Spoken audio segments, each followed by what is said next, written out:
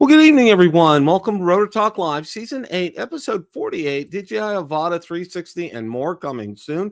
Hope everyone is doing well. Week 48, my goodness, Episode 48.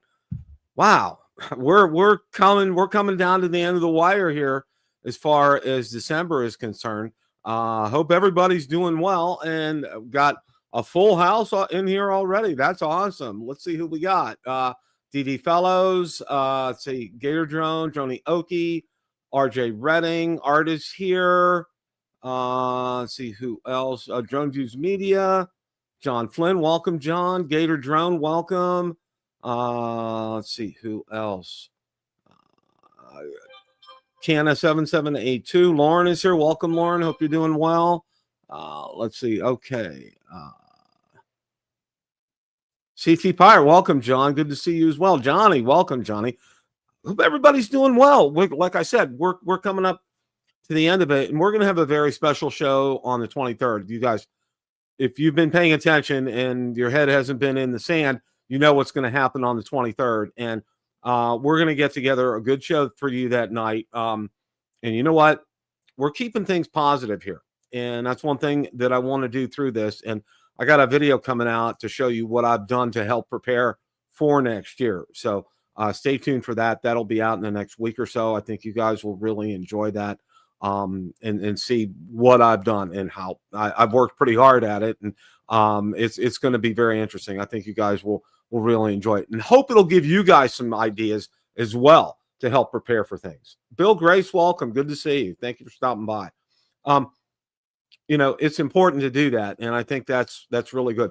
If you guys didn't catch Drone Nation last night, you need to go back and watch it. We had a great episode last night.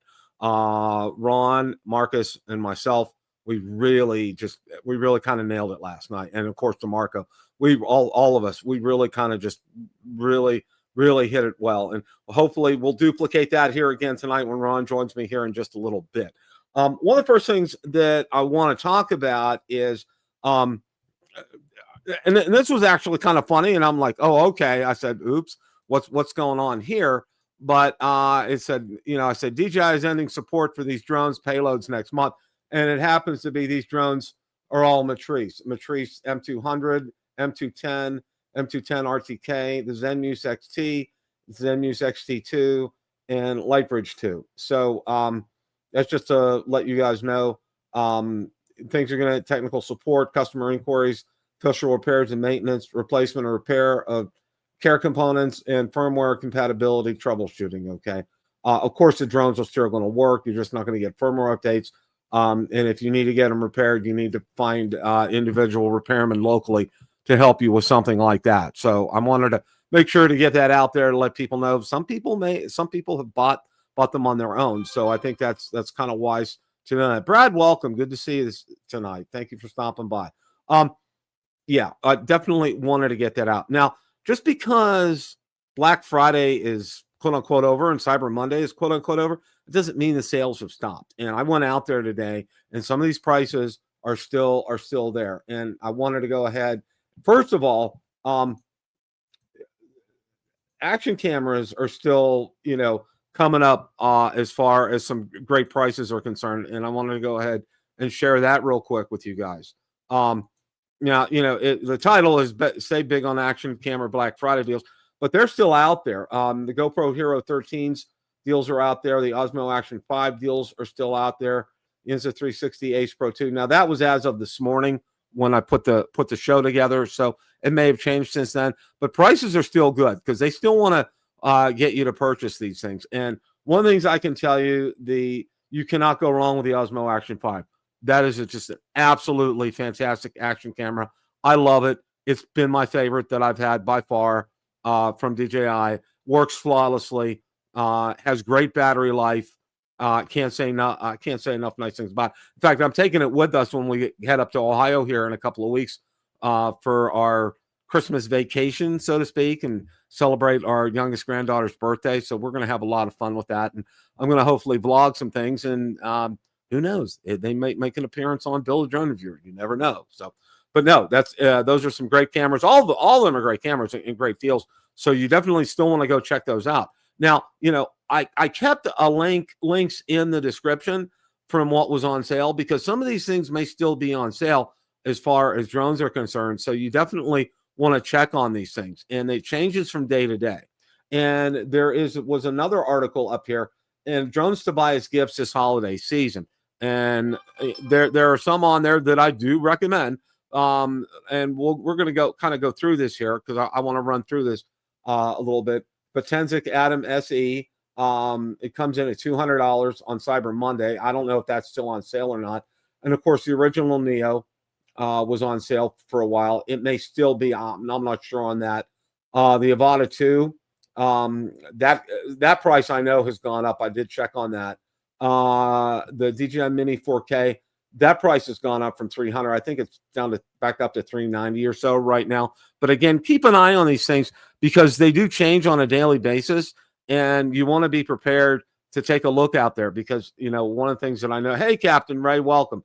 One of the things that I do know is from previous history, from previous Black Fridays, and so these prices can fluctuate on a daily basis. So don't wait for an alert. Get out there and check these things on your own, because overnight they may have done something, and they may have restocked, and they may have decided to drop the price down again. Get out there and check these things. Prices can change. That's all I can say. That'll definitely that definitely. Jeff, welcome. Good to see you tonight. Thank you for stopping by. Appreciate that. So you definitely want to check these out. And definitely what I have listed down here below, I know it's a Black Friday list, and I'm kind of beating it over again with a carrot stick, but I think you guys know what I'm talking about. Those are some good prices on drones. And again, get out there on a daily basis and check the prices on some of these. Some of them are still really good deals. So go out there and check them. That's all I can really tell you right now at this point. Danny Kennedy, welcome. Thank you for stopping by. Okay. What else we got here? Okay. All right. Now, one of the things, I don't know if I shared with you guys or not, but I did pick up an Osmo Nano, the 128K version. And this is going to be part of this video that I'm going to show you of what I got. They did have a firmware update for the Osmo Nano. One of the things I want to tell you, though, is what I got for the Osmo Nano, one of the first accessories, I got a cage for it, and it's a cage that holds both the modules together. And I really like it. It has a button on the top for the shutter and to start recording, and it has access to all the ports on it, and it's really good. I'm really excited about it. I haven't opened it up yet. Of course, I'm going to do an unboxing and first use video on it too, so you guys can go ahead and see it. But I'm excited to use that. I'm going to be using that a lot for B-roll, and I'm going to be doing like a second B-roll when I do my drone flights, so we can have some different views and some things. But this firmware update, just to let you know, there's live view support now too. This means you can preview framing and get your shot lined up before you hit record. Then there's a sweet upgrade to visuals. A new natural wide field of view option helps reduce the kind of fisheye distortion you sometimes see with ultra wide lenses, while still keeping the immersive wide angle feel. That's a great balance. You get all the dramatic wide angle vibe for travel, action, or creative shots, but with more realistic proportions. For context, FOV is basically how much of the scene the lens captures at once. A wider FOV means a broader view, but it can lead to distortion if not handled carefully. Also on the plus side, the firmware adds a horizon correction option inside the EIS electronic image stabilization mode when shooting video. That means if your hand or camera wobbles just a bit, say 15 degrees, the software will automatically level the horizon. That's huge for this handheld footage. EIS, by the way, is tech that smooths out shaky videos via smart digital stabilization rather than heavy mechanical rig right here. Okay. If you've been on the fence about picking one up, now's a great time. And there are several on sale. I did see that there's a good price on Amazon on those right now, so you definitely want to check that out. And some eBay sellers have a good price. I actually got mine off of eBay, and there was a good seller out there, so that's something that I definitely recommend. Don't. And one of these things is I've learned on eBay, don't pigeonhole yourself with one seller. For example, some of the sellers, I've used a wide variety of sellers. I've used some for batteries.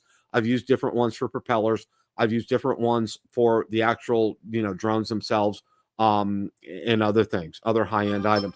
So, be careful. And like I said, always go in there and vet these sellers. One of the big criteria is check to see their, number one, their feedback on the item that you're interested in, if they have sold that and have gotten feedback on it.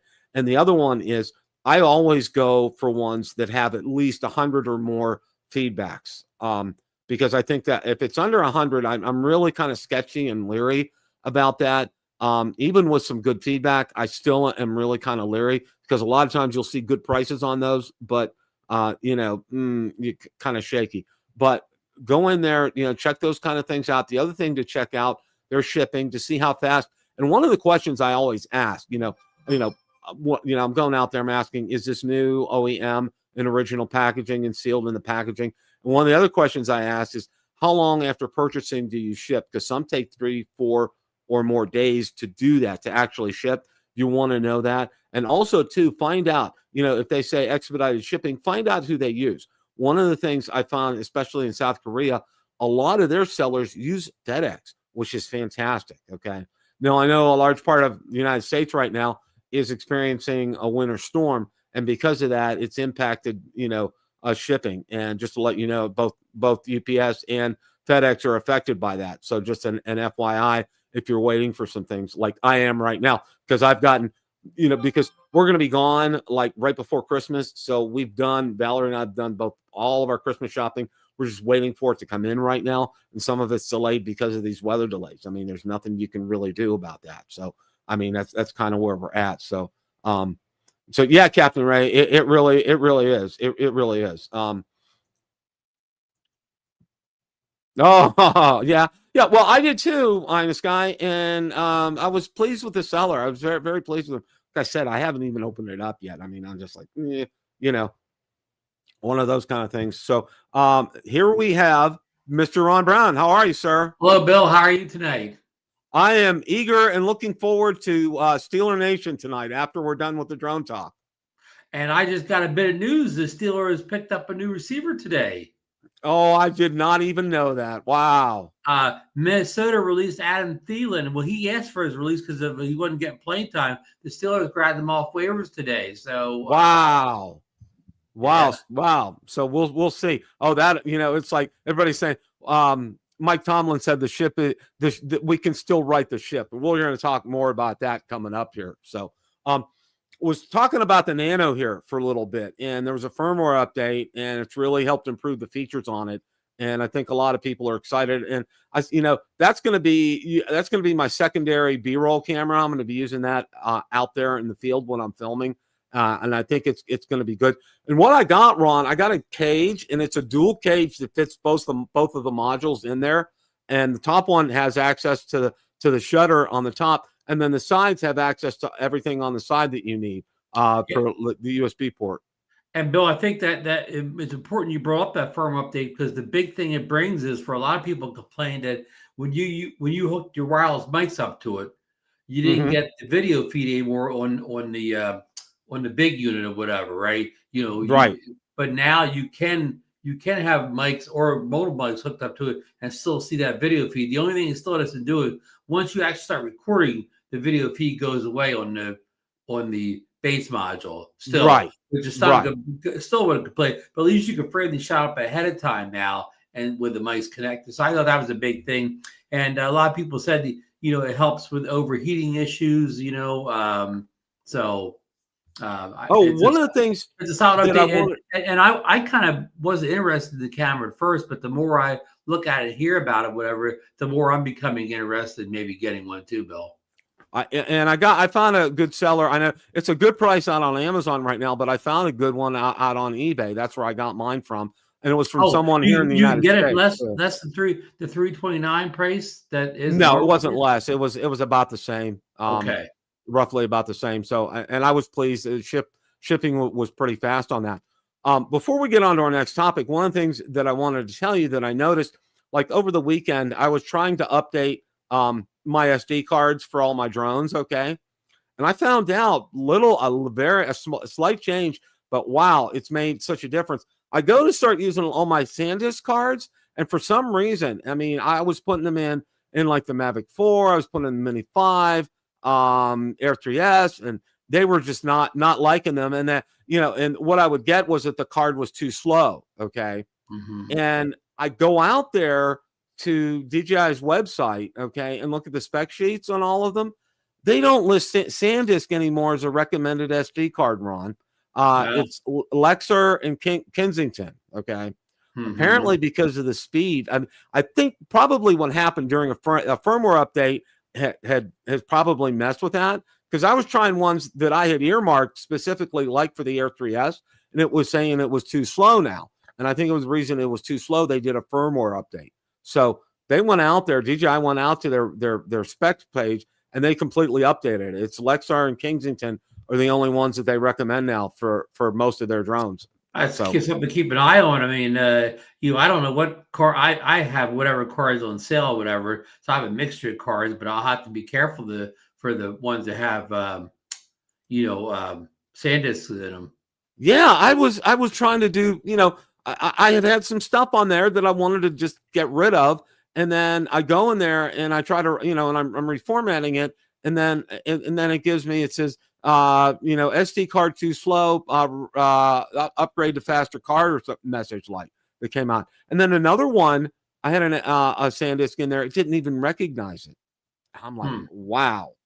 So I just as an FYI, I wanted to let everybody know that. So, if you've been using SanDisk cards and for some reason they're not working, I think DJI did a firmware update. Yeah, one of their firmware updates along the way. You can repurpose to your older devices, or another way to repurpose them, Bill. Put them in your smart controller. The smart controllers don't seem to care about the speed of the card. No, they don't. They don't. And that's that. And that I think Ron hit it pretty good right there. So in other words, don't trash these cards by any stretch of the imagination. You can use it in your RC2. And you'll be fine. I mean, or the RC Pro 2, you can stick them in there and they should be fine. That's just a guesstimate on my part, but I think Ron's right in this instance. I think that'll do it. Now, one of the things that I want to get before we hit to the main topic tonight was the Neo 2 actually had a firmware update, and the firmware update adds manual FPV mode, and I don't know. Manual mode plus FPV ready control. With the updated firmware, pilots using DJI goggles N3 or goggles 3 plus the FPV controller 3 can switch to manual mode, essentially bringing joystick-style manual flight into a drone previously positioned as a smart follow camera. This makes Neo 2 more versatile, especially for users who want to pilot and control thrill rather than relying solely on automatic tracking. Bug fixes and performance tweaks alongside the new mode. The update resolves several known issues. DJI hasn't publicly detailed all the fixes, but overall improves stability and responsiveness when using the goggles and controller setup. So, I mean, that's not something that's going to apply to me. But for those of you that it applies to, I mean, this is a good update. Yeah, and what's explaining, Bill, to somebody that doesn't really know in this world, right before this update, you can still fly the Neo 2 with the goggles and the motion controller, okay? But now you'll be able to fly it with the goggles and the DJI FPV controller in full manual mode. And this is nothing surprising, Bill, because the Neo 1 had this capability. So they're just playing catch up at this point, Exactly. Yeah. So, okay, we're going to get to one of the big topics here that we're going to talk about tonight, and Antigravity is going to be releasing their drone it's on the 4th, which will be Thursday. Okay, now just to let you guys know, and just to kind of keep you guys in the loop, there's going to be no show. All right, because we really don't know, and we talked about it last night on Drone Nation. We really don't know what time this is going to be done. It could be 9 o'clock in the morning. It could be 3 o'clock in the afternoon. It could be midnight. We have no idea when. Most non-DJI tech products don't release on a timeline, the usual timeline of 8 or 9 a.m. Exactly. Anytime you look for something else, it doesn't happen. Exactly. Now, I do want to go over this article that was out on Drone DJ here. and I do want to talk about this for a few minutes here. Okay. If you've been eyeing Insta360's Antigravity A1 drone with bated breath, now's the time to set a reminder. Antigravity has dropped a teaser stamping a firm launch date on its debut drone, December 4th, 2025. The article says at 9 a.m. Eastern time. That means the A1's arrival nearly 2 months earlier than the previously expected January 2026 release. Okay. And then, of course, there's the teaser out here. And we know why the timeline was moved up, Bill. Oh, yeah. We know exactly why the timeline is moved up, and that's in the article here. True 8K 360 capture, invisible drone effect, sub 250 gram weight, immersive FPV-like controls, flexible editing and creative freedom, safety, and practicality features. Okay. And one of the things I know we talked about last night, but I do want to bring this up tonight, okay, is for a majority of our audiences who watch our shows, okay, this drone is not, you know, I want to be real careful what I'm saying, but a lot of you will not. What am I saying here? Okay. But what you're trying to go, Bill, the 360 thing is a niche thing. Even on handheld 360 cameras, it's a very niche product or whatever. And this will be the same kind of niche product. So if you own an Insta360 camera or anybody's 360 camera, you'll buy this and you'll have no learning curve. But if you're never ever having a 360 camera before in your life, you will hit a learning curve on this as far as editing, not flying a drone, but editing your video, editing it out to some sort of presentable content will take a little bit of effort if you've never touched the 360 camera before. That's spot on, Ron. A lot of you have, say, like the Avata 2 goggles, and you're familiar with that and the controllers and everything, and that's going to be great. Okay. And I think people are going to like that about the Antigravity A1. For me, that's not going to work. And I know, Marcus shares the same thing. And I think, a lot of you out there are like that. But I think the big Achilles heel right here is that it is, that learning curve it's a process just to get the footage off it. I mean, it's not like you download your footage off of your drone right now and slap it into Final Cut Pro or DaVinci Resolve or whatever. You have to round trip it through Insta360 software before it makes it to Resolve and Final Cut. Yep. And that's Ron's exactly right there. And I think a lot of people are going to go into this, with eyes wide open and thinking, oh, 360, but they don't know, they may be familiar with drones, but not with 360. And I think they're going to get caught behind the 8 ball on this. I mean, it's a great concept. And one of the other things that I wanted to mention too is, there was a lot of good press about this, and it's won a lot of awards, but we really haven't seen more than a minute's worth of footage, Ron. I mean, all that's based off when the influencers had it for, a couple hours back in August or July or whatever it was. Exactly. And, they really didn't have time because the software wasn't fully baked. And that's understandable, but I think Antigravity, all the video is 1080p back then and everything. Yeah, it wasn't even in 4K. So, and it was very short. It wasn't very elongated. You didn't see, at least 6, 7, 8, 9 minutes worth of video that wasn't out there. So, and I think one of the other things as well is going to be the price point on this. Now, I know I looked at on Best Buy, and it shows for $19.99 out there on Best Buy. And we really have no basis, Ron. I mean, unless Antigravity provides us what we do a little bit. Some Australian website leaked their prices a couple of days ago by accident. You know how that always happens, and it translates to more like $1,000 in the Australian, whatever their money is. It translates to about $1,000 US. And that was the rumor for a long time. This probably would cost $999 its base kit. So I don't know what the heck Best Buy is doing, whether that's a tariff price or that's just what we call like a retainer price or whatever. If the rest of the world is selling that thing for $999 and Best Buy is carrying it for $19.99, it's going to be the worst selling drone of all time over there. Yeah, it's going to be anyways. Bill, who do you know is going to pay $19.99 for a sub 250 gram drone?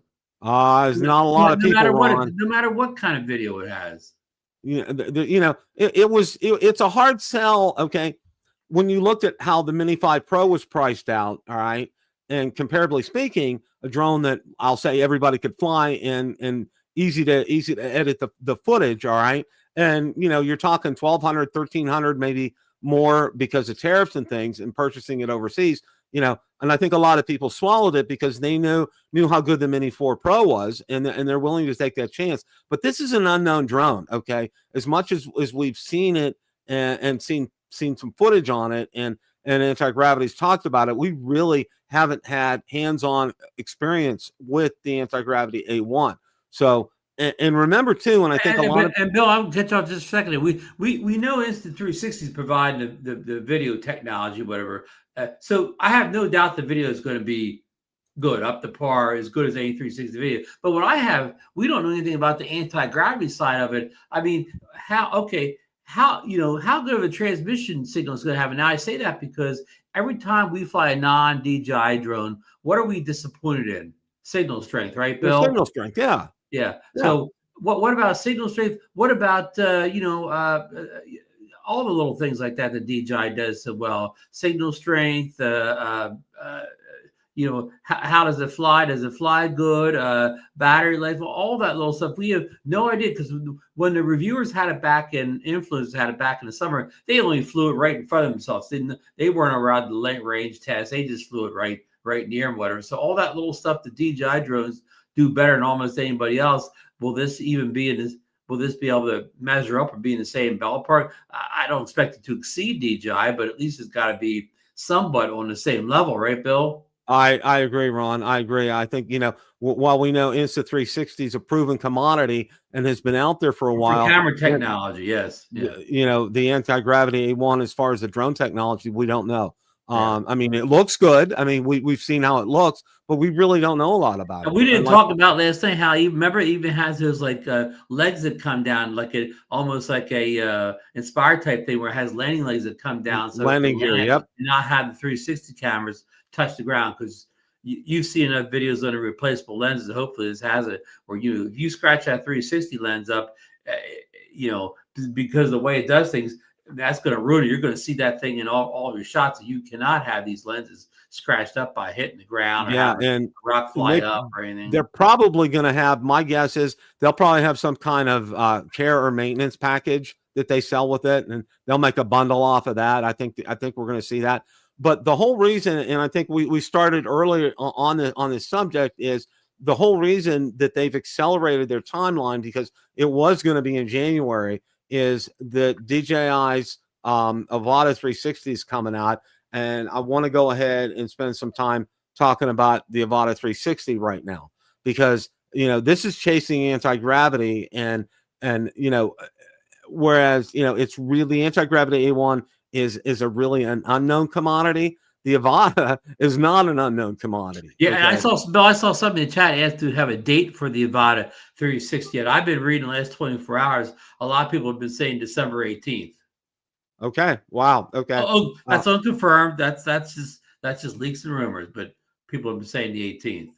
Well, we're going to go out and take a look at this here. And the first thing is, of course, and this is one thing, and I think it's important. I know the article has been out for a couple of days, but I wanted to go ahead and make sure everybody knows this has been approved by the FCC. It's the DJI Avata 360. Yeah. Okay. And they show two models that have been approved for there. And they talk about that. And that two models could be as simple as one's a firmware combo and one's not, right? Exactly here. Okay. Rotation cam Avata 360. There's a picture of that here, which is interesting.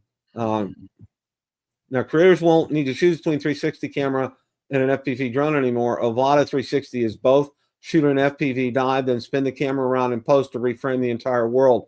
Fly through a tight gap, then reveal the pilot behind you. Capture an FPV chase scene, then turn the footage into VR-ready experience. This is exactly the kind of tool content creators love. Small, extreme, flexible, and capable of producing footage that feels impossible, okay?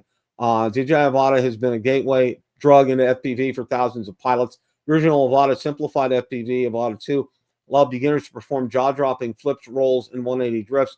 without extensive training is currently enjoying fantastic Black Friday savings. Okay, the Avata 360 is a different beast, and the FCC approval is only because it means DJI is ready to go. 2 models got certified, hinting at multiple bundles or battery options. And for U.S. pilots, this could be one of the last DJI drone approvals before upcoming regulatory turbulence. Okay, now there's a second article here that I want to go ahead and talk about. And let's bring that up here. Okay, do I have that? Okay, no, I don't have. Okay, all right. Let me go ahead here.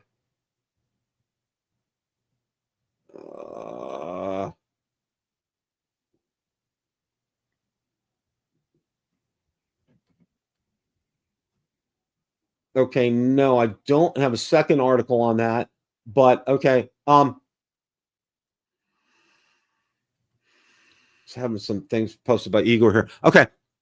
The other thing on the 360 is, as Ron said, December 18th is a possible release date for this. And one of these things that I'm going to say, and we kind of talked about a little bit about it last night, is expect unannounced releases from DJI, meaning, there might be something coming that day. You might get a teaser or an email coming out that day, or see something about it, and it comes out that same day. I'm going to, first of all, the Pocket 4 is going to be one of them, because that is, everybody knows that's imminent. I mean, that's ready to go. It's going to be out here, and it's coming out because they want to get, DJI is trying to get stuff in before December 23rd.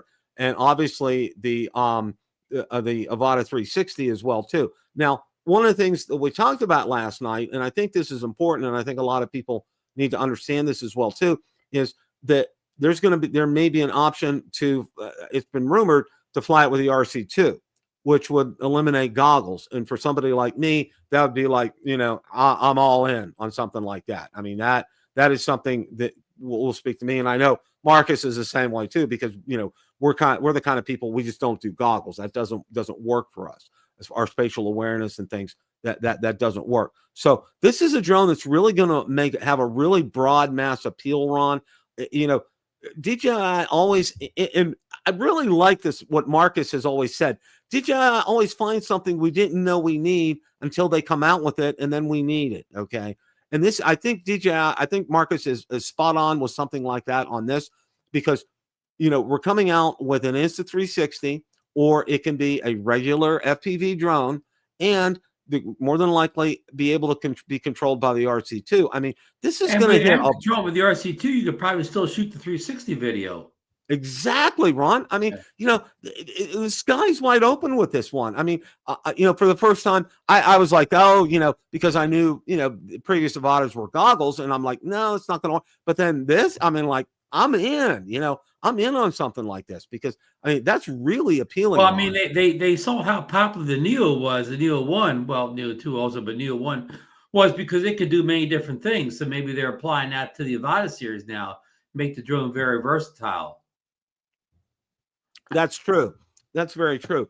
Now, while we're on the subject of releases here, okay. Bill, let me, before you go on, let me do say that the 18th of December, that is a release type day. It's a Thursday. So sometimes we get these release dates and they're Saturdays and Sundays, and we know they're not true, but the 18th could possibly work, be it on a Thursday. Exactly. Now, I did see, and there were no articles on this, but Jasper Ellens has been quiet, but our friend Igor has not.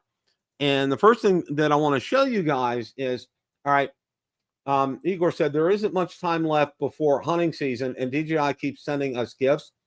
DJI Lido X1, DJI Power 1000 Mini, DJI Avata 360, DJI Osmo Pocket 2, and DJI RS5. Now, this was the first picture that I've seen on it, and you can see right here, it's the drone arm, and it has Lido X1 on this. Okay, now that was the first I saw that today. That was the first I've seen that came out yesterday. And here, right here, is the FCC approval for this. Okay, Lido X1, and they already have model number, and it's been, like I said, it's FCC approved. So I mean, that's, and there's the Power Mini below it. Exactly. Okay, so you can see this right here. Now, what the rumor is, and what I've read on this, is that this will be replacing the mini 4K. Mini 4K, which makes a lot of sense. And I know Marcus talked about the Sky Rover X1, which he has, and and more than likely it could very well be Sky Rover's drone just rebranded as DJI. I mean, that's very possible. I mean, because basically, we all know they're one and the same company, Right. So, and maybe that, like, as far as I know, Bill, the Sky Rover drones are only sold in the U.S. So right. the lead that would be to sell in the rest of the world. Right. Now, Igor did post some other things right here. There's the Pocket 4 that we have here, and then there's the 360 Avata FCC approval right there as well, too. So, guys, stay tuned. Keep your ears to the ground for things, because things are happening fast and furious right now. It's funny. That guy down at the FCC that does these approvals, he sure doesn't read the news, does he? That these drones may be banned and they had the FCC certifications could be revoked. He's just rubber stamping these things, Bill. Yeah, they're coming out left and right, and it's very, very, very interesting here, as far as the timing is concerned. So, I'm telling you guys, pay attention to everything that's going on. Look on our timelines. If we hear anything, we'll post it out there. We'll let you guys know. I know Ron goes out on X every day. I do as well. I look at Drone DJ, look at Drone XL. I check Igor every day. I check Jasper Ellens every day. I go out there and do my due diligence to see if anything is happening.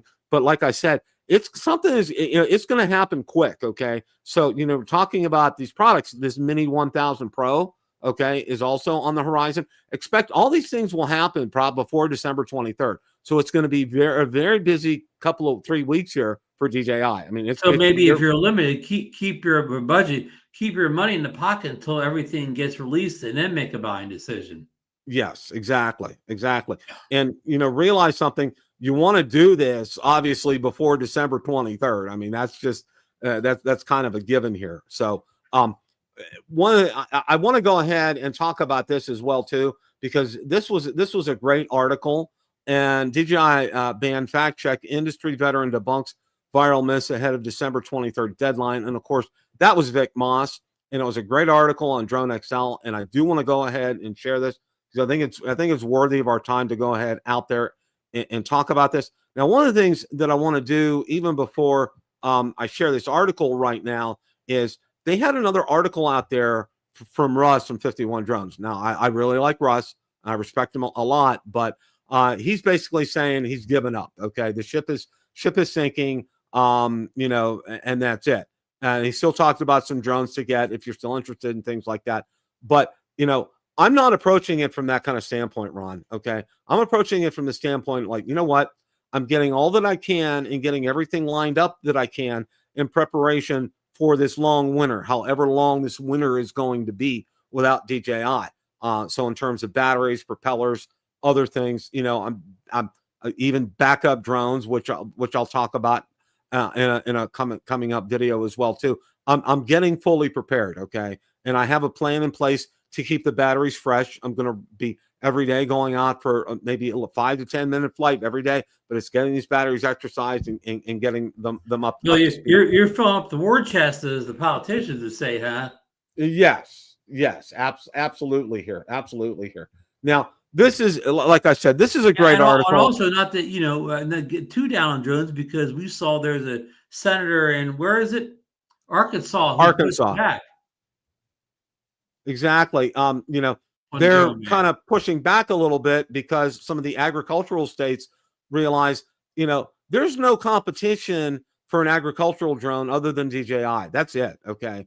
As far as I know, and from everything that I've read, and I talked about this last night on Drone Nation, and please go back and watch that, because, one of the things that I do know is that these agricultural drones, I think they're called the Agris, they have precise spraying. They eliminate crop dusters completely. They tell you even the kind of yield you can expect from your crop. I mean, it's incredible the amount of information that these drones get. But I just wish these politicians would have woke up about a year ago rather than at the last minute here. Yeah, and rubber, instead of rubber stamping it a year ago, read through this and basically say, not reading anything. Yeah, just sign off, and now they actually read the bills and they think, oh, wait a minute, this isn't good for my constituents. But I wish they'd start reading their bills a year ago. Exactly. Now, the first thing that Vic Moss says right here, and I kind of want to get this out, because I think this is important for everybody. Your DJI drone won't stop flying on December 23rd. That's the core message on the DJI ban from Vic Moss, president of Drone Service Providers Alliance, a new fact-check video aimed at combating the fear and misinformation spreading through the drone community. And I want to stop right here, Ron, because I'll say this, okay? For the drone reviewers that I know of and that I follow and everything, okay, they have pretty much been spot on with what they've been telling everybody, our audiences, our viewers, okay, in terms of what this is, like Vic said. And we have said from day one, that since we knew this, December 23rd, your drones are still going to fly, okay? They're not going to, if you're up there flying on December 23rd, they're not going to crash and burn, okay? So, yeah, I think that's really important. Yeah, I mean, Vic was addressing the thing. Everywhere you go, people talk about the drones getting bricked. And Vic pushed back on that bricking that, DJI has never mentioned bricking drones or whatever. As far as I know, has any drone ever been bricked or whatever? I mean, just, again, people just talk about this bricking with nothing behind it. Okay, and what Vic says here, obviously I can't play the clips, but don't use the word ban anymore, Moss says in the video. The more accurate word is restriction. There is no ban.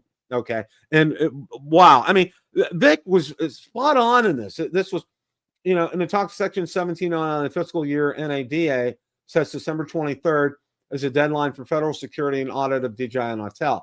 Agencies authorized to conduct this audit include Department of Homeland Security, Department of Defense, Office of Director of National Intelligence, NSA, and FBI. None of these agencies completes the audit by the deadline. DJI and Autel will automatically be added to the FCC's covered list. Here's what that means in practice, okay? And then he says, what happens? New drone models requiring FCC licenses cannot be imported. What does not happen? Your current drone stops working. What happens? Future products blocked from U.S. market. What does not happen? DJI remotely disables your equipment. What happens? New FCC authorizations denied, okay? What does not happen? Existing drones become illegal to fly, okay? Any future models that require a new FCC license will not be granted that license, Moss explains. It will be illegal to import. It'll be illegal to import them. That's important. That's important. Import, okay? The restriction applies to any communications or video surveillance equipment from DJI Autel, their subsidiaries, affiliates, partners, joint ventures, or companies with technology sharing agreements here, okay? The FCC's new powers. This does not affect DJI Autel, anybody right now, because they are not on the FCC covered list, he states. December 23rd, they may be, but that's currently right now not an issue, okay? Even if DJI lands on the covered list, any retroactive revocation would be targeted and specific, not a blanket action affecting every consumer drone, all right? Debunking the DJI ban myths. First of all, fact, lie. That's a lie, 100% lie. The FCC revokes licenses. It will not let your drone take off. It will not forbid your drone from taking off. Why would a company like DJI do something like that to their customer base? Then any other country would fear the same thing. It's going to hurt their sales worldwide, all right? Why the FCC probably won't go nuclear. He gets into some reasons of that. 90+% of all first responder fleets are DJI or Telmos notes. Not even a bureaucrat, nobody in their right mind is going to do something that would shut down first responder fleets. He doesn't mince words about the stakes. It'll cost American lives. No ifs, ands, or buts about it in terms of first responders in being able to respond to that, okay? Talks about some things like about civil disobedience. And the bottom line, should I buy a DJI drone? Absolutely, 100%, he says. Buy a DJI, buy an Autel, buy an Anzu, buy a Spectre. If you can get them, buy them. This video serves as a counterweight to the speculation, fear-mongering, and misinformation that has characterized much of the online conversation about DJI's regulatory challenges. Anybody who says they know exactly what's going on or what's going to happen is speculating, Moss admits. Some of the speculation is educational speculation. I hope I fall into that category here. Drone XL's take, he gets into talking about this. December 23rd is real, but it's a bureaucratic trap, not a security policy. No federal agency has stated the mandated audit despite DJI requesting it over a month ago. The company faces potential market exclusion, not because of evidence, but because Congress wrote a law that didn't assign anyone to actually do the work. Moss points out about first responders is critical. We've documented Florida's $200 million band disaster, where the state-grounded functional public safety drones provided inadequate funding for inferior replacements and never published a security analysis supposedly justified the whole thing. Orlando police testified that DJI had 0 failures in 5 years when approved replacements had failed 5 times in 18 months. And he goes on here, and I'll let you guys finish reading the article, which I do encourage you to do that.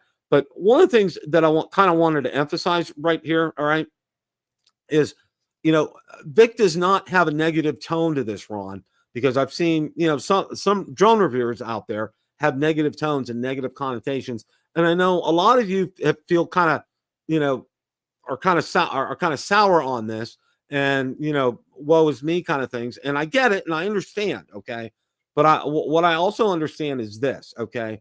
I'm preparing, as I've said before, and I'm going to keep saying this: prepare for the worst, hope for the best, and that's what we're doing here. We had, and I'll bring a really good example here, okay.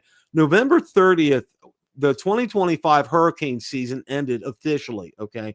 This was the first time in 10 years, Ron, there was not a major hurricane near the state of Florida or in the Gulf of Mexico, okay. None. Wow. 0, okay. Wow. And that's rare. That's very rare that happens, okay. So we dodged a bullet, and we're very thankful for that down here in the state of Florida, all right. One of the other things is, realize too, and I know a lot of people who poo-pooed me about this, okay, and Vic said that in the article here. Nobody knows what's going to transpire December 23rd. There could be things going on behind the scenes that we don't know about, all right. For example, that somebody is doing the audit and DJI will pass the audit, okay. That could happen. Or some senators could go in and rewrite the legislation or get something passed and stop this from happening, realizing, the DJI drones are vital to first responders here in the United States. The president may not sign the bill. Exactly. The president may also not sign the bill as well. And that gets kicked back to Congress, and they'd have to redo this, which I don't think that they would have the stomach for. All right. And I think the other thing too is if you realize this as well, is, a lot of people have come at me and said, and they brought up, it's a great point, is no other country on this earth has banned DJI drones. Nobody. All right. We're the only one that has gone this far. All right. And it's without reason. And we know all the stuff about, potential drone companies starting up and Skydio and all that stuff, and a startup that's supposedly funded by Trump's son and all that. And I get it. And I hear you. And I know all that. Okay. Some of it's speculation, some of it's true. I'm not going to get into that tonight. But what I want to get into is do a timeline on any of that stuff anyways, even if it does happen. Exactly. Okay. The other thing is, these senators from these agricultural states are really kind of pushing this right now. And you have to understand, okay, we're talking like Arkansas, Iowa, Nebraska, the whole Midwest. I mean, the Farm Belt, Ohio as well too. They're very dependent upon agricultural drones out there. All right. So things can be done, things can happen. And these drones are more efficient than those old biplanes, those old crop duster planes. Exactly, Ron. They can target these fields precisely. They know what the yield is that they can expect from these fields. They're not overspraying these fields. I mean, they have really made this incredible and incredibly better. Okay, and I think we could get a miracle. We could get something at the 11th hour and 59th minute. Okay. But I'm not planning on it. TikTok got saved at the last minute, Bill. Exactly. And, one of the things that I've said, Ron, and I've repeated it, till I've lost my voice, is there's a lot of money on the table for DJI here. All right. Now, while DJI doesn't publish its profit because they're a private company per se. Okay. We don't know how much they made, and we don't know how much the North American market is. I can estimate this, and I can say this with a certainty, okay? And I know Lauren has said, they're not, but I have to believe that the United States has to be at least maybe 50% or more of DJI's income around the world, okay? because of how popular the drones are here in the United States. And also, too, this has given rise to a lot of these sellers out on eBay, these mom and pop places that have popped open in Japan and South Korea, where they're making a lot of money selling them at a little bit of a profit. They're not doing a horrendous price.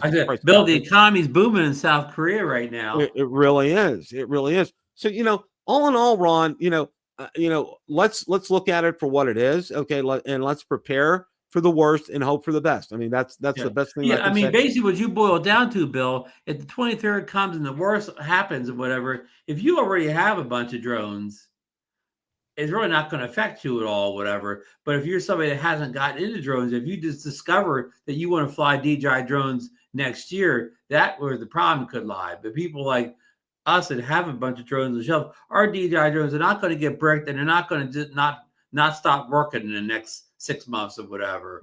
Exactly. Exactly. We could probably ride this whole thing out.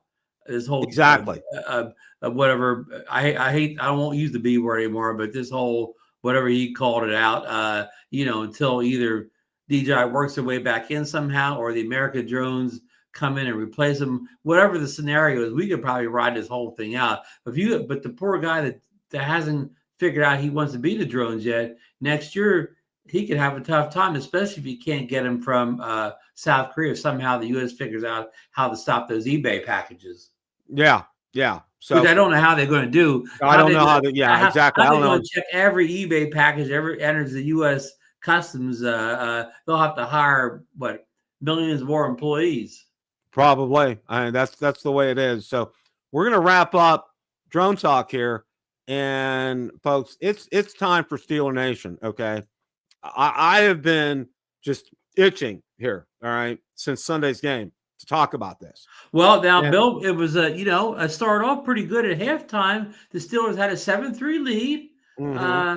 Roger had come back from his hand injury, and things were kind of going well. They held, Josh Allen in check, really, and it looked pretty good at halftime, didn't it, Bill?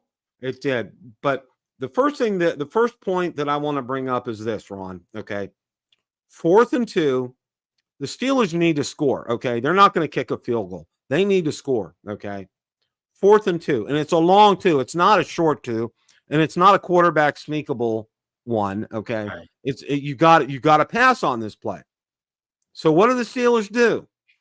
They drop a running play, get stuffed immediately, okay?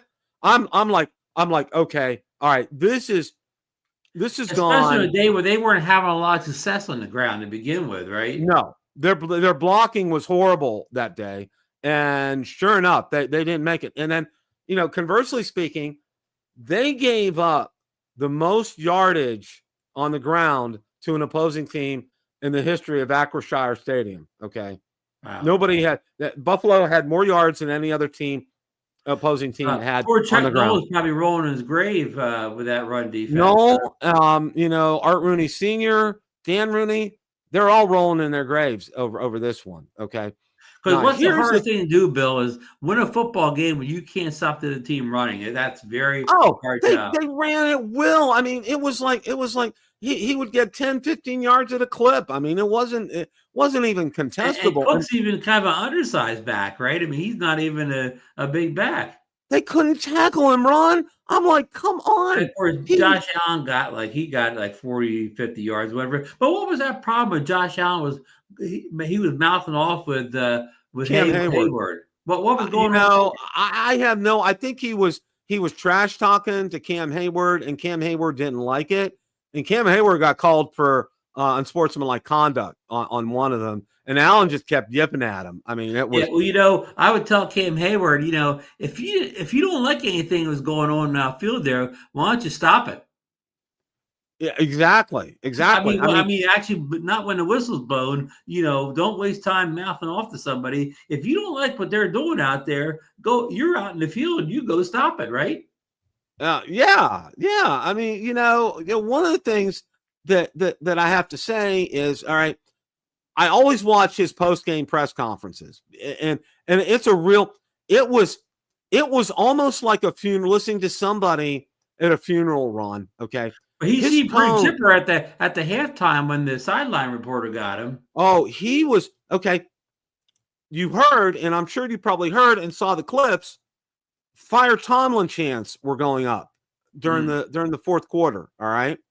And a reporter asked him that, and I was waiting for him to he's been known to walk off the stage, okay, during a question like that.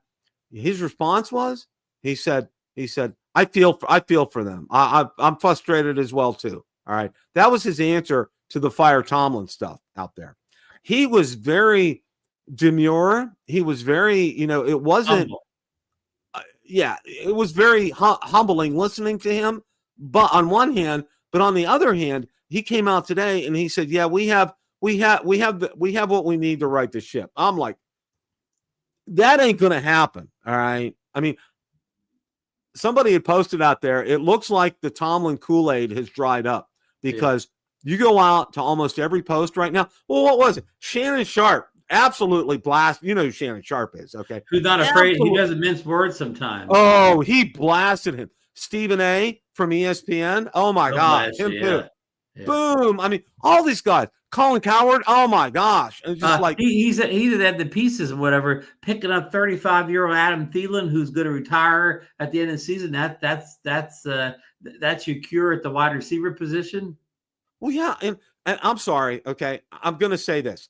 Aaron Rodgers is a Hall of Fame quarterback. There's no question in my mind, okay? And he deserves it. Well, the big question is, Bill, should Aaron Rodgers start that game Sunday? No. And that's one thing that I told everybody, okay? He never took a snap from under center because of his hand, okay? And when he got sacked and fumbled the ball and Buffalo ran that in for the touchdown, he landed right on that wrist, okay? I watched that replay, and he winced in pain. And everybody saw, he got some lacerations on his nose. That wasn't the big deal. The big deal was the way he landed on that. All right. I'm like, he turned 42 the other day, yesterday. Yeah. Okay. 42. All right. Here we are. We're now how many years post Ben Roethlisberger? Okay. We've gone through Mason Rudolph. We've gone through the guy from Seattle. Kenny Pickett. We've gone through Russell Wilson. We've gone through Justin Fields. Okay. Duck Hodges. Throw him in there too, because he was in the mix.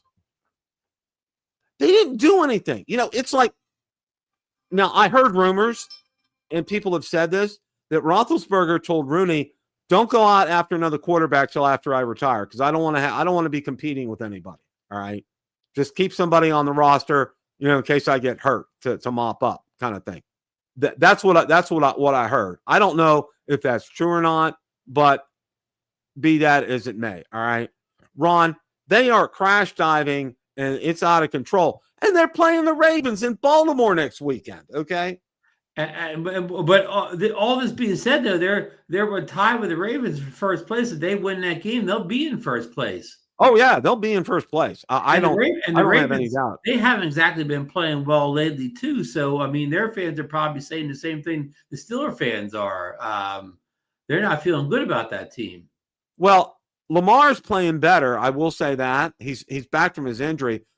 Baltimore's defense is really dicey right now. I mean, that's the big thing. But then again, maybe they're playing better, but it's not like they're throwing up a bunch of points or whatever in the scoreboard. The real problem is the Steelers' offense, okay? It's like, Ron, everybody in the NFL knew they needed a second wide receiver, okay? A wide receiver too. Everybody. What did they do at the trade deadline? What did they do at the trade line? Nothing, okay? Con is just people wanted to. There were people available. Somebody pointed out, Jacksonville's doing real good. They're like 8-4 now. Well, they needed another receiver at the trade deadline. Their general manager traded for the guy from the Raiders who used to be in the Patriots, and he's come on and he's been a godsend for Jacksonville. He caught a whole bunch of balls in that last week victory. He could have been had that day or whatever. And this guy's not a superstar, but he's a reliable possession receiver. He catches a lot. He gets out there, gets open, and catches a lot of footballs. He may not run for 1,000,000 yards afterwards, but he can set down, in the zone and get your first down. And that's the Steelers need. They need somebody who can move the chains once in a while, right? The hallmark of these great general managers, Ron, is they can go out there and get pieces that will fit their team and make them work and make them better. Okay. Well, everybody wanted to crown him, a general manager of the year when he got Minica Fitzpatrick. Okay. And Minica first season he was good. Okay. After that, he took a nosedive with the Steelers. Okay. And had a poor attitude. And here's the other thing. All right. This cockiness from Cam Hayward and everything, as far as Tomlin has zero discipline with the players on that team. Zero. Okay. Because a head coach should be out there in his players' faces and saying, no, you don't do that. Okay. You don't put our team in a bad position. Right. If Hayward were doing that and Chuck Noll was the coach, that wouldn't have sit too well, huh? Okay. I'll give you an example. Okay. I watched the end. Ohio State did something they haven't done for a long time. They won in Michigan. Okay. First time since 2019. All right. Now, it's traditional. What will happen is when one beats the other, that team will go to the center of the field and plant their flag. Well, the coach for the Buckeyes, Ryan Day, he told his players, no, you're not going there. I don't want to have any problems. We got a big win today. Let's go to the locker room and celebrate with our fans. Okay. And that's what they did. They didn't do that. Okay. Those guys, he had instilled discipline in them to do that. Okay. Tomlin has no idea what discipline is. None. Zero. Okay. He has a long history of people who have just walked all over him. All right. Throughout his whole time on the Steelers. Okay. Just I don't know what else to say, Ron. It doesn't. Yeah, it was a rough game, and I saw that their pass defense is falling apart at times before. So their pass defense and their run defense could both be spotty. But all that being said, if Tomlin can get them together and they could somehow beat the Ravens on I guess the game's on Sunday, they could be back in first. I mean, but Bill, you have to admit there is a possibility they could limp into the playoffs. Well, I'll tell you what, if they limp into the playoffs, it will be another one and done again, okay? But I can tell you this, okay? They don't have an easy schedule, Ron. They have to play Baltimore twice, okay? They still have to play Cleveland again, and I think they play Detroit, if I'm not mistaken. Well, I mean, of course, Cleveland has one of the better defenses, but they're still losing ball games, and they've lost a bunch of games in a row now. So I mean, they're not playing any team that's on the upswing. Every team they're playing has gone through a rough patch. Yeah. Well, Buffalo have gone through a rough patch too. Yeah. Buffalo did nothing like playing Pittsburgh to get out of that rough patch, huh? Yeah. Well, what was amazing, I don't know if you watched the game or not. Luckily, we got the Eagles. All the NFC East teams weren't playing Sunday afternoon, so that was our big game of the day. We saw the Steelers. Yeah, I got it here. I watched 90% of the game.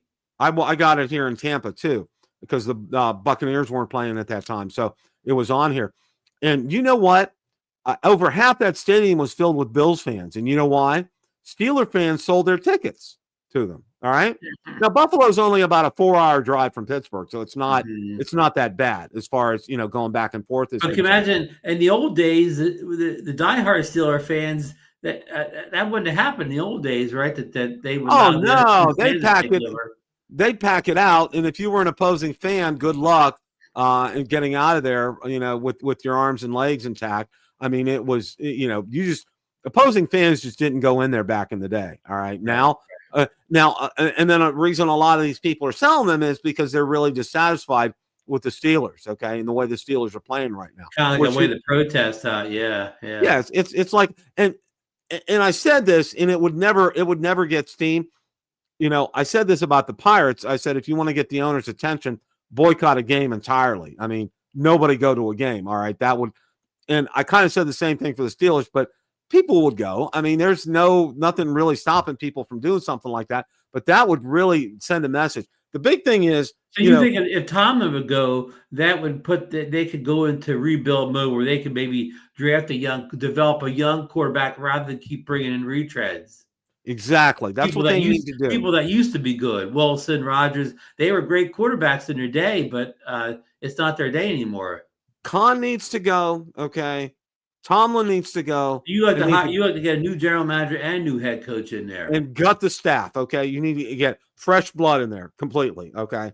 Well, usually when the head coach goes, almost the whole staff usually goes. Yeah, and one of the other things that one of my friends really likes to mention here, and it's really true. Okay, Tomlin does not have a coaching tree at all. Nobody on his staff has gone on to bigger and better things with another team. Nobody. All right.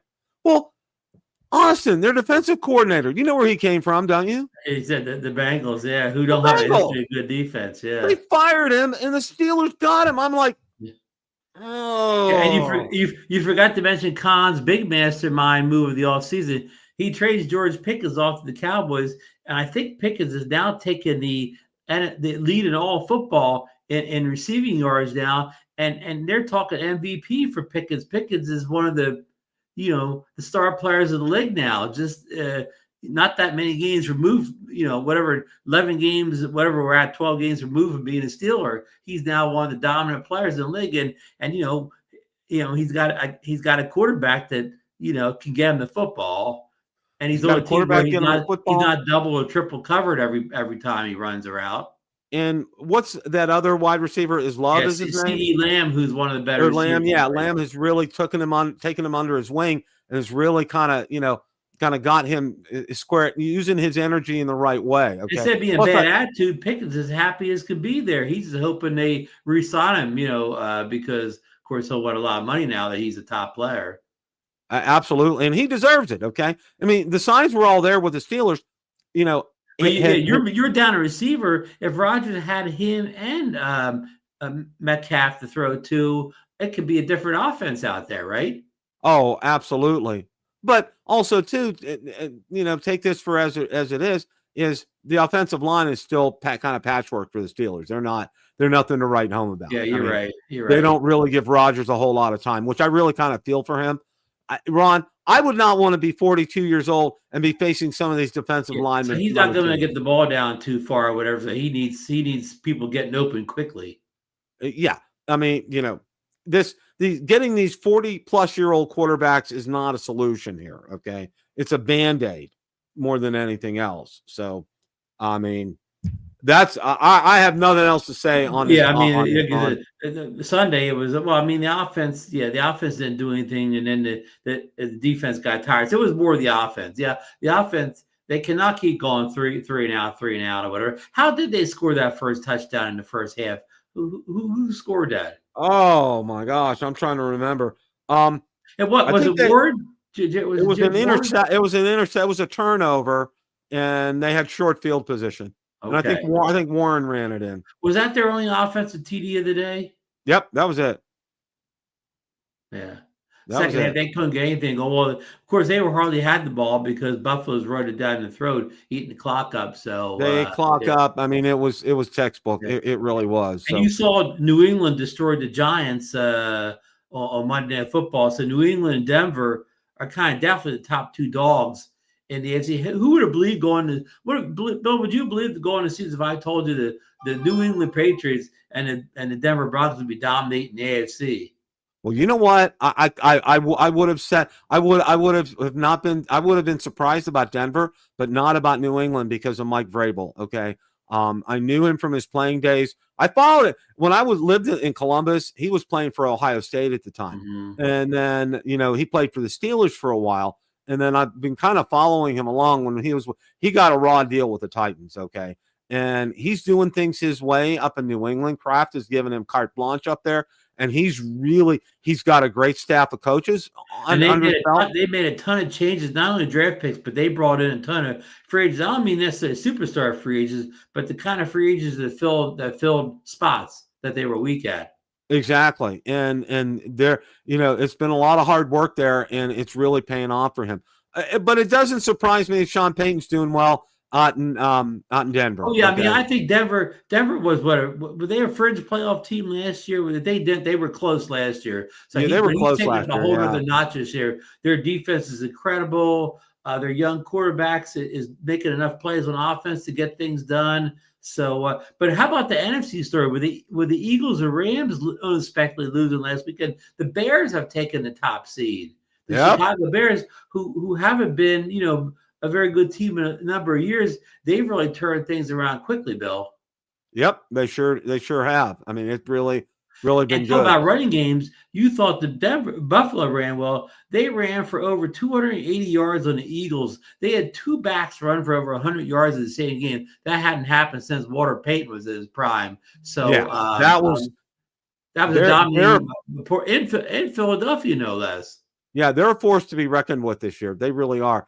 Their coach, once again, hiring the right coach for that team has made all the difference in the world. And that's what last they year they had trouble with the offensive line. And 1 year going out and signing free agents and draft picks, they turned a line that was a weak spot last year into a strength in this sort of time, Bill. I mean, it just shows you what can be done when you have a general manager and coach working together to make the right.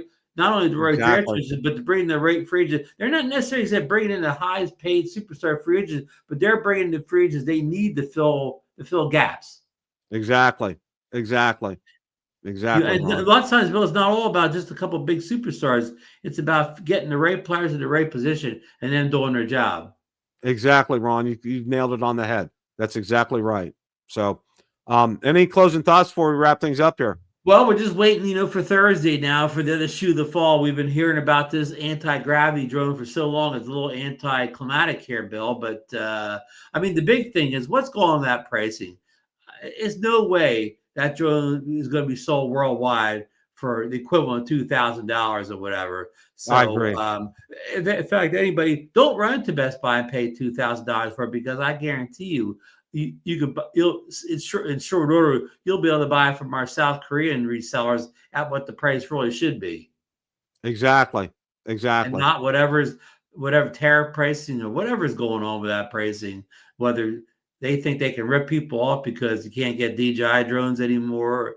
And Bill, just if the DJI thing does happen 23rd, you cannot buy DJI drones, which you can already. What Vic and them don't. Well, he did mention the video, but they don't emphasize. We can't really buy DJI drones in the U.S. now. We have to buy them on eBay, whatever. But so you'll be left with anti-gravity type drones as your only choice, whatever. You may want to get a drone for do some, whatever drone work or whatever, and all they have is this crazy 360 drone or whatever that's really not going to get the job done, which you need probably.